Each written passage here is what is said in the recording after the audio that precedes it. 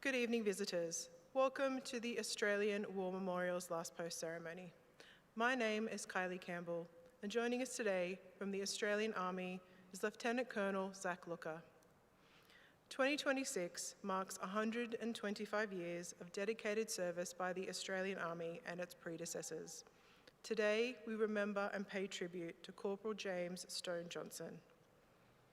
We warmly welcome the delegation representing the Australian Defence College. We welcome the veterans who have served, those that are still serving, and the families that love and support them. The live stream of this ceremony is made possible by the Returned and Services League of Australia and the RSL and Services Clubs Association. We welcome members who are watching the broadcast of this ceremony across Australia. During this evening's ceremony, wreaths will be laid at the base of the pool of reflection by visitors to the memorial. If you are able, please stand and join in singing the national anthem.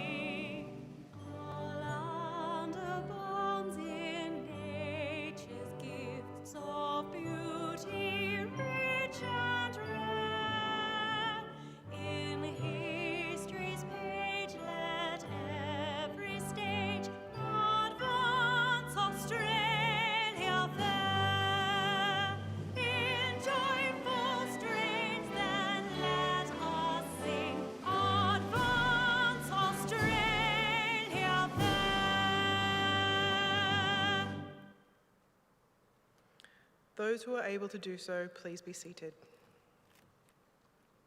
The Australian War Memorial was the vision of Charles Bean, Australia's First World War official historian. Bean landed with the Australian troops on Gallipoli and stayed with them at the front through to the end of the war. The idea of this national memorial and museum came to him at Pozières, France, in the depths of the bloody fighting of 1916. Bean's idea was that this would be a place where families and friends could mourn loved ones buried in faraway places. It would also be a place that could help all Australians understand what these men and women had endured and what they had done for us. Bean's vision, to which we remain true, is best expressed as inscribed in the entrance to the memorial's galleries. Here is their spirit and the heart of the land they loved, and here we guard the record which they themselves made.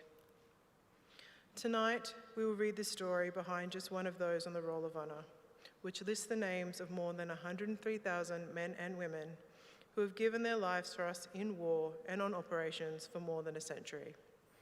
But first, we present a lament, Flowers of the Forest. Wreaths and floral tributes will now be laid at the base of the pool of reflection.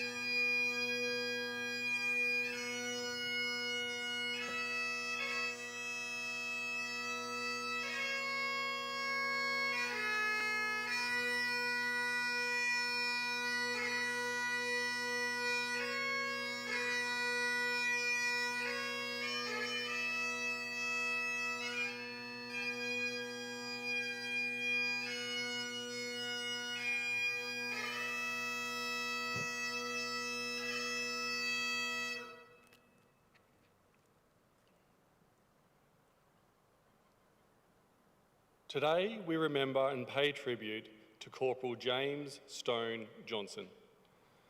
James Johnson was born on the 9th of August 1891 in South Melbourne, the son of Claude and Laura Johnson.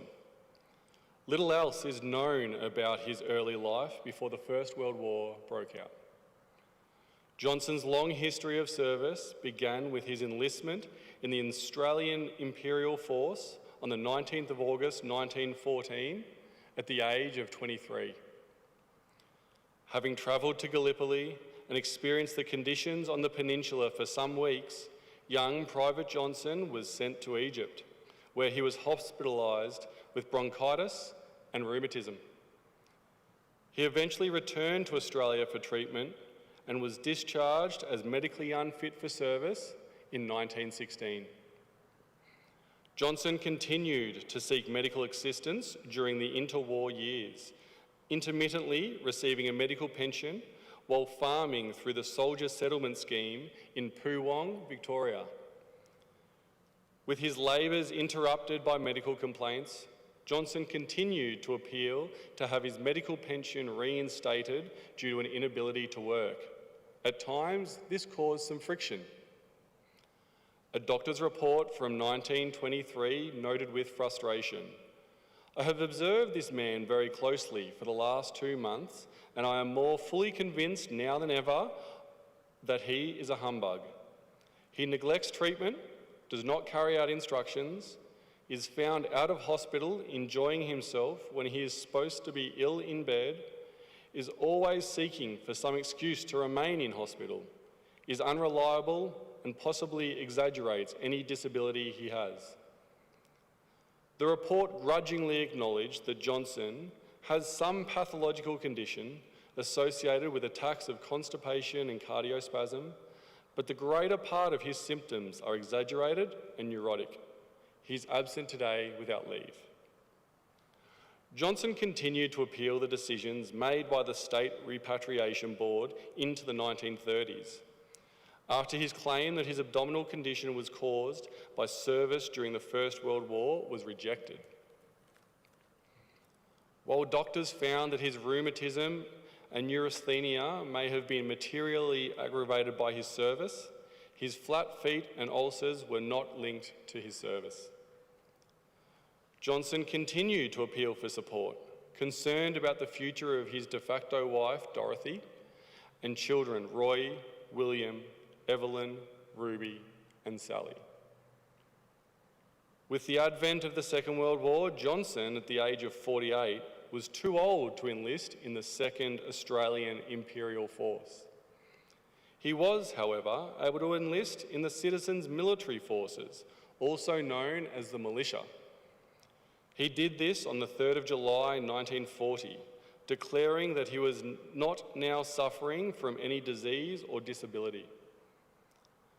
Having passed a medical examination, he was taken on strength of the 1st Auxiliary Horse Transport Company and promoted to corporal. Corporal Johnson's service continued without incident, and in April 1941, he transferred to the 6th Auxiliary Horse Transport Company, then based at Bonegilla near the Victoria, New South Wales border. The large military camp and military hospital at Bonegilla were augmented by an ordnance depot and vehicle park at Bandiana, and a munitions and explosive depots at Werlinga and Edamoga.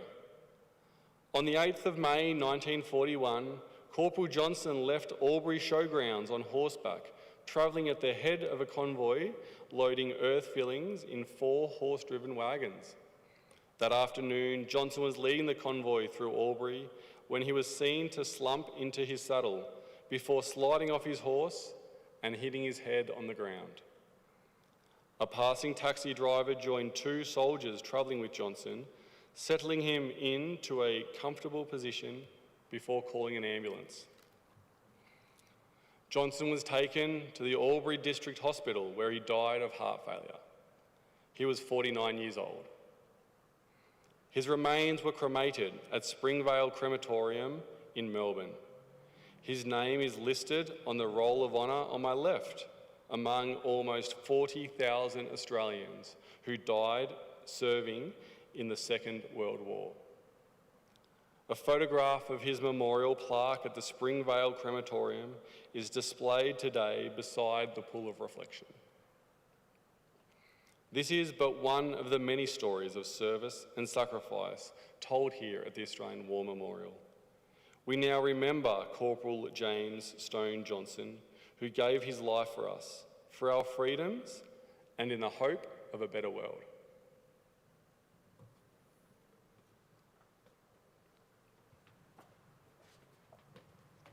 Please stand for the reading of the ode and the sounding of the last post.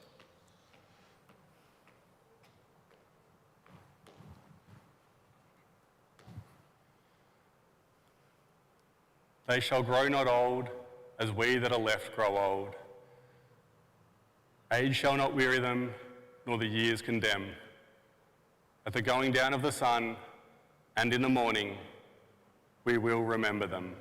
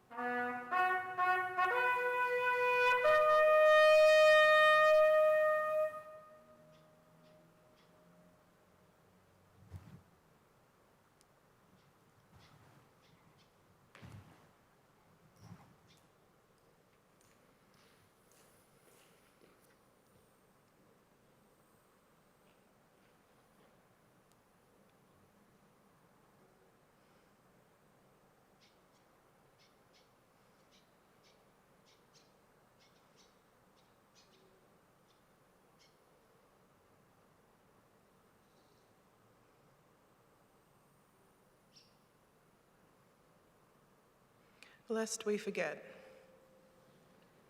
We leave you this evening with the words of the memorial's founder, Charles Bean. Many a man, lying out there at Pozières or in the low scrub at Gallipoli, with his poor tired senses barely working through the fever of his brain, has thought in his last moments, well, it's over. But in Australia, they will be proud of this. Ladies and gentlemen, girls and boys, that concludes the last post ceremony. On behalf of the Director, staff and volunteers, thank you for visiting the Australian War Memorial today. We wish you all a very pleasant evening.